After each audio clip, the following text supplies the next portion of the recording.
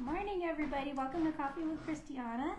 And today we are kicking off demo days because it's kind of unofficially summer now. So we're going to start off with blocking supplies, but I just wanted to remind everybody we've also kicked off Yarnopoly, so you can get your card at the cash wrap. So stay tuned till the end of the video because we do have a promotional code for 20% off of all the supplies that Hannah's about to show you. So I will step out of Hannah's way and let her talk about some of her favorite blocking supplies. Thank you, Christiana. Good morning, guys. Hope everyone had a good long weekend. We had a nice little barbecue, enjoyed the incredibly hot weather we had yesterday here, and I hope everyone else had a relaxing time. I am a passionate advocate of blocking, as some of you may know, and so there are different ways you can block. I am a fan of wet blocking. There are also people who like to steam block, where if you have an iron with a steam option, you can not fully submerge your item. But my personal favorite is wet blocking, where I usually use like a big mixing bowl, and depending on the fiber or dye, I will use either cold water or tepid water. I usually fill up the bowl part way, and then I add my favorite wool wash, which I will talk about, and then add more water, put my item in, press it down. The one thing I will say is that if you have yarn that you think might bleed, what I would recommend, there's two things you can do. One is you can always pre-wash your hink before you've wound it. Second thing you can do is add a white vinegar to your blocking bath, and this can be super helpful. There are certain brands or certain shades that tend to be more likely to bleed. If you're blocking something with hand-dyed dark red dye and white, I would strongly recommend just throwing a little white vinegar in your blocking bath. I currently am a huge fan of Eucalyptus.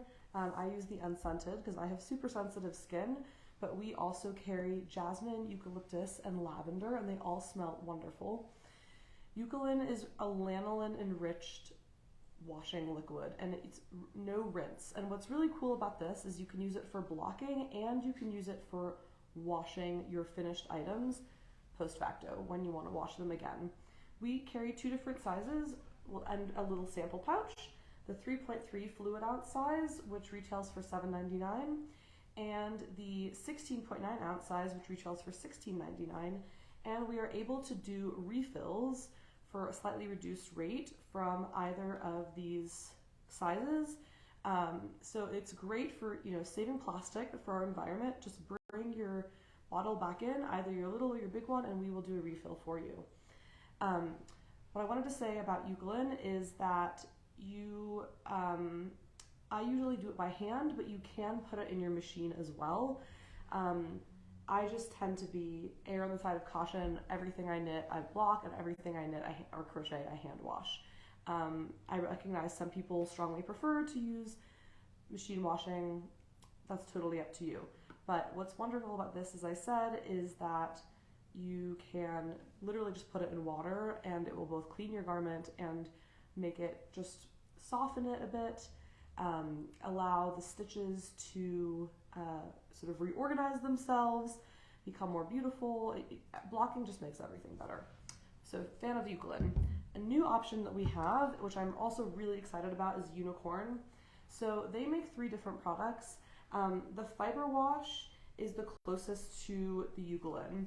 And so this is basically the same thing. You can hand wash with it or machine wash with it. And the one that we have does have a hint of lavender, so if you are sensitive to scents, it is worth noting. What's really great about this is that it has no harsh ingredients. You can use it in hard or soft water. It is very biodegradable, and it has no bleach additives, phosphates, fillers, enzymes, or stripping agents, so it's low foaming, really, really nice. This is something you can use in your washing machine for stuff like cashmere or lingerie, lace, silk, but also for your woolen goods. It is not a no rinse thing though, so you do need to rinse it out, and it does not have lanolin in it. So that can be good if you're a person who has a lanolin allergy. We definitely have people in our community with lanolin allergies. I would pick this one over the Eucalyptus. If you don't have a lanolin allergy, I would consider the Eucalyptus because the lanolin adds sort of a protectant layer to your finished item. Their other product that I really love is the Fiber Rinse, and I would say this retails for $22.99. The Fiber Rinse, which is $19.99, is really great because it's sort of a refreshing thing, and it's also a fabric softener. And I know that truly we have come such a long way with wool production in the past century. The vast, vast majority of wool yarn that is sold in the US is next to skin soft. But if you have particularly sensitive skin, or you are wanting to, for example, make a Lopi sweater and just want to soften it a little bit more than it comes out when you're finished, this is a great product to use because it sort of reduces the itch factor a little bit in your finished items. And it's the same thing, minimizes dye loss, rinses easily, non-yellowing, no fillers. And it also is anti-static, which is pretty cool because I know that can be a big issue with stuff like lace shawls or anything that's really thin or silky can have issues with static. So you can use this really for anything. They actually suggest you can use it for swimwear, sportswear, and workout wear as well. But you can also use it for woven goods, lingerie, blocking your knit and crocheted items. It's a really cool product to try. If you are blocking, there are different, as I said, I like a nice wet block. I strongly urge people to get blocking mats. We have two different options. There are the slightly less inclusive option is the lace blocking mats from Knitter's Pride. These are $39.99, and this comes with 9 mats that are each 12 by 12 inches. What I will say about these is that 9 mats sounds like a lot. However, if you are someone that makes shawls, you very well might need more than 9 mats. So this is a great product if you are cost conscious, if you know that you prefer to block smaller items. I would say these are a really good one to go with. If you're someone that knows that you knit or crochet a lot, I would suggest considering the Coco Knits. This retails for $98. However, you get, let's see, 18 blocking mats. So you have a much bigger, a larger quantity of blocking mats, which is really nice. They come in this great little carrying case. And this also comes with more items in addition to just the larger number of mats. So the Coco Knits also comes with, one side of it is this interesting material that helps with airflow. And so it helps you get more airflow underneath your item as it's drying. If you live in Colorado, it's less of an issue for us because it's so dry here year-round. Things tend to dry pretty quickly. If you live in a moisture environment, this is a really lovely thing to have because we of course don't want, mold isn't really an issue with wool, but if you're drying something cotton, we of course want it to dry, as quickly as possible. This also comes with a check your gauge cloth, which is really cool. It has 1-inch squares, and you can basically lay it under or over your handmade items and then make sure that you're blocking it to the right size. You can also use it to protect things while steaming. So you can use it as like a pressing cloth basically over your finished item while you're either ironing or steaming it. And it's 100% cotton, really lovely. These also come with T-pins. So if you are going with Knitter's Pride, we do sell packs of T-pins. I also just have some because I like having a lot of T-pins on hand. These are $6. And they're great. They're so versatile. I have like 10 million of them, but I'm a kind of obsessive blocker, as I said. But if you get the Coco Knit set, it does come with 40 stainless steel T-pins already. And these are stainless steel, so you don't have to worry about rusting issues. Pretty great. So this overall, as I said, is a really great little pack to have. Everything is contained in the bag. Really, really nice.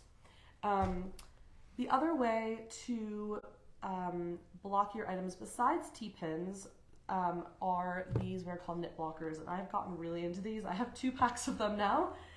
These retail for $32.99, and they're essentially like combs. So they come in, there's 2 sizes in each pack. The longer ones, which I would say are about 3 inches long, that have 8 pins, and the shorter ones, which are maybe like 1.5 inches long, and those have 4 pins. They are very pointy, they're rust resistant, but what's really nice is that you tend, as some of you may know, if you're blocking something hard, you might get a little scalloping along the edge if you're just putting a T-pin in every so often, say on like a shawl. Less of an issue with a sweater. These help eradicate that problem by pulling a larger area flat. They can be really good, for example, if you make a shawl that has a V, because you can pull both sides of the V evenly for, you know, a larger distance, and then you're putting less strain on just like one stitch at the bottom of that V. I really love these because I make a lot of shawls, and if you're a person that does a lot of things that need harder blocking, like lace work, this is a really great thing to consider. The last thing that we have for blocking are blocking wires. I also have blocking wires. We carry 2 weights, the lace ones and the worsted ones, and these are, I think, both $33. They're stainless steel. You get, the worsted ones come with 10 pieces, the lace come with 15. They're 3-foot lengths, and essentially how blocking wires work is that you thread them through an edge of your finished item, and then you can use T-pins to pull that whole length in different ways. So if you have a big shawl that needs to have a symmetrical curve, what's very cool is that you can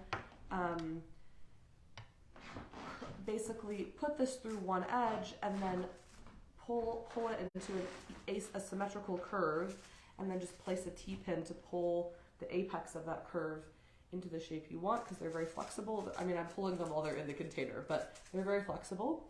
And that can be really nice, because I could say before having these and blocking a lot of shawls, it can be really hard to make the 2 sides of your shawl symmetrical. These help seriously eradicate that. The other thing that people like to use them for, especially the worsted weight ones, are just going up like all the way through the sides of a sweater, pulling them out to the sides so that you know that your 2 sides of your sweater are, again, symmetrical. It can make it a little bit easier to get a straight edge along anything that you want a straight edge along. And Christiana, sock blockers? No? Okay.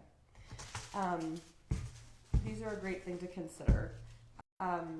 What I was going to say is that with blocking, since we are talking about demo days here, as I said, I do a pretty long soak. You can't really over soak anything. I have definitely put something into soak, gone to a staff meeting, and come back home. Nothing bad will happen. But you don't need to soak things for a long time. You can soak them for 15 minutes. It's, in my experience, you will get a nicer end product if it soaks for a bit longer, because the stitches have time to sort of relax a little more. After you're done soaking, you want to gently pull your item up without it contorting in any strong way.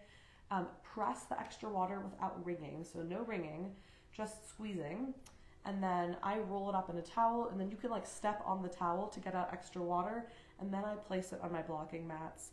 And I personally, generally speaking, pin everything into shape. Some people just like to lay things flat. I am maybe a little OCD about it, and I like to pin everything into the exact shape that I want.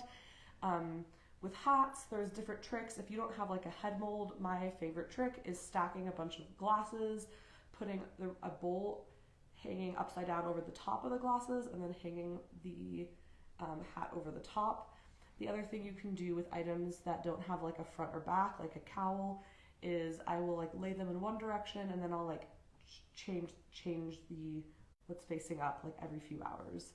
That can be really good. The final product I wanted to mention as part of our blocking sale is the Power Scour. And so this is not technically for blocking, but it is just an absolutely fabulous product for spinners. As a spinner, obsessed with this. I think most spinners know it, but it is the Unicorn Fiber Power Scour. This retails for $24.99, and this, you can definitely clean stuff with it, but its sort of most well-known use is for scouring fleece, and it does that incredibly. I've used it to clean some various fleeces I've gotten for Shave 'em to Save 'em. It is very strong, and it is removes soil, stains, odors, lanolin, and oil, but it does also remove wine stains and pet stains. So this is actually a pretty great product to try if you might have a pet that tends to track in dirt, pee on things. Definitely a good thing to consider.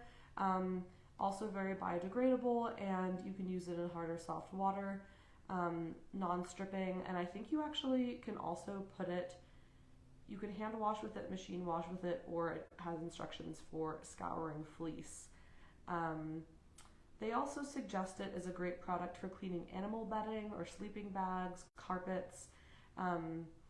It's a pretty great all-around strong cleaner. So very different than something like the Fiber Wash, which is for knits, delicates, crocheted items. I think crocheted falls under the fashion headline of knits, but you know what I mean. Handmade goods. Power Scour, much more for serious cleaning, and just a truly amazing product. Anyway, I just wanted to say, please feel free to put any questions you have about blocking below. I am happy to answer them. I'm here all day. As I said, passionate lover of blocking. Does Christiana, do you have any other things to come add? She's coming back.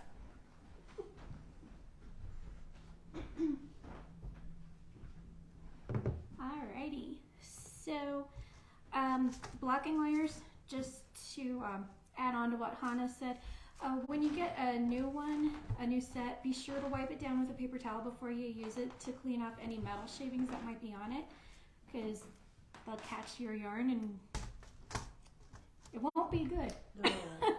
So, but these the blocking wires are an absolute lifesaver. I have this sample here hanging in the shop. It's the Straight as an Arrow shawl.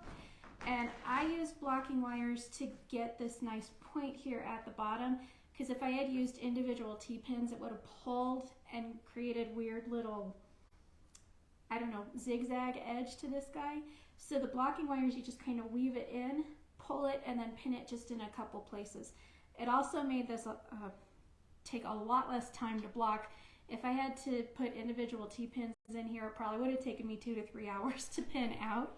But because I had blocking wires, it only took me about half an hour. So hooray for blocking wires. They are a lifesaver.